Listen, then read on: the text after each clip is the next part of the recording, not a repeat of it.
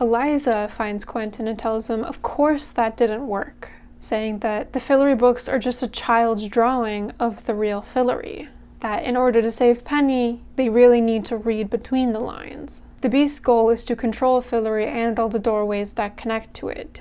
Jane was able to defeat the curse not because the doll looked like her, but because the doll was of an importance to her because it was given to her by her mother. The curse accepted a prized possession as sacrifice. Some things are more important than our lives. That leaves Alice and Quentin to find out what is important to Penny, and they end up digging through his room to try to find something, and at first Alice finds his pills, saying, hey, these are really important to him, but Quentin makes the point that, hey, pills are fungible, you can always get more, they're not that important. He instead finds a chocolate wrapper from Brakebill South, the last place that Penny saw Katie. He thinks that this might be important enough to Penny. They take the chocolate wrapper and burn it in front of Penny, and luckily, it breaks the curse. Eliza goes to the room where Mike is being held and tells him he can drop the act. Mike does, and he addresses her as Jane Chatwin. She tells him that it's useless for him to try to close all the doors to Fillory because one will always open as needed. Mike tells her that he was waiting for her to come here and he's actually not trapped, and then springs up and attacks Jane. Mike then goes to start escaping,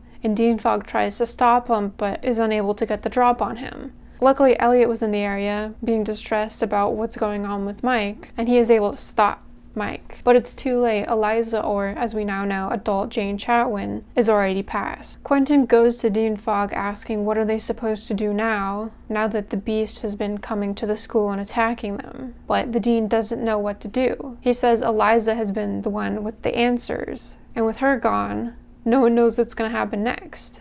Most likely, everyone dies. Meanwhile, Julia has been in rehab. Marina drops by and says, hey, no hard feelings as long as you stay out of my way, I'm not gonna come after you. While in rehab, Julia meets Richard, a fellow magician, who is a bit more of a religious type. He gives her a spell to try out, and try to prove to her that all magic isn't bad. She does the spell and she's lifted up into the air and she's filled with an abundance of power. She says she feels like an Energizer bunny. She goes to ask Richard what the hell that was because that's nothing like she's ever felt before, and he says, oh, that wasn't a spell, but that was a prayer for a local harvest deity. They've never been able to have somebody get a response from her before, so Julia is actually pretty special in this regard. Knowing that she has been God-touched now, he recruits her to try to show her what good they can do with magic.